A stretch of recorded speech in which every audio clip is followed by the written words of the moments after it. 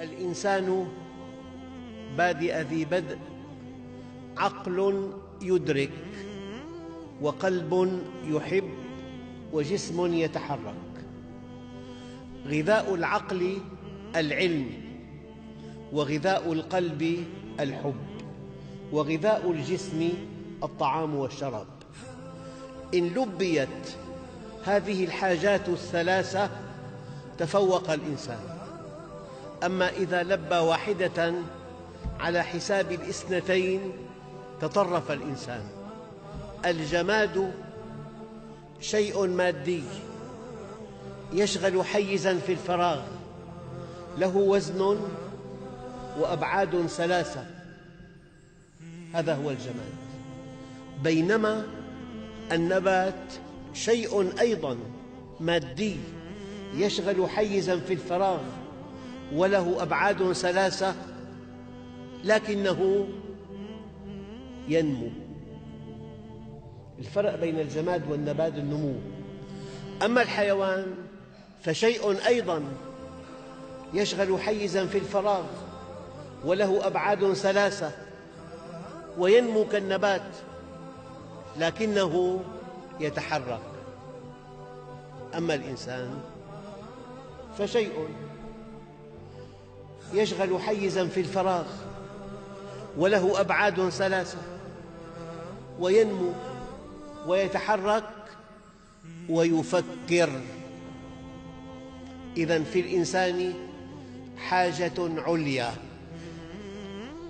إن لم تلبى هذه الحاجة هبط عن مستوى إنسانيته إلى مستوى لا يليق به. قال تعالى: يصف أهل الكفر والضلال، يصف الذين شردوا عنه لم يبحثوا عن الحقيقة، أموات غير أحياء، إن هم كالأنعام بل هم أضل سبيلا. ما لم تلبى الحاجة إلى معرفة الحقيقة والعمل وفقها فالإنسان هبط عن مستوى إنسانيته إلى مستوى لا يليق به. ابن آدم، اطلبني تجدني، فإذا وجدتني وجدت كل شيء، وإن فتك فاتك كل شيء، وأنا أحب إليك من كل شيء. يؤكد هذه الحقيقة قول الله عز وجل: وعلمك ما لم تكن تعلم وكان فضل الله عليك عظيما. يجب أن نعتقد أنه ما من عمل في الدنيا يفوق أن نعرف الله.